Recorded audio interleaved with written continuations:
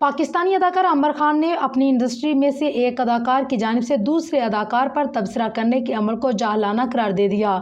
आमिर खान का एक मुख्तसर interview video clip social media की जीनत बना हुआ है, जिसमें मेज़बान कैमरे के पीछे से आमिर से सवाल करती है कि इंडस्ट्री में सबसे ज़्यादा और रेटेड अदाकार कौन है, यानी वो अदाकार या अदाकारा जो इतनी शोहरत और कामयाबी का हकदार नहीं था। जवाब में अदाकारा ने सोचते हुए कहा कि आप ये सवाल क्यों पूछ रही हैं, ये नहीं पूछें, क्योंकि आजकल वैसे ही बहुत सारे प्रोग्राम्स चल रहे हैं जिसमें ओवररेटेड अंडररेटेड कचरा अदाकार से मुतल्लिक दूसरे अदाकार तबसरे कर रहे हैं।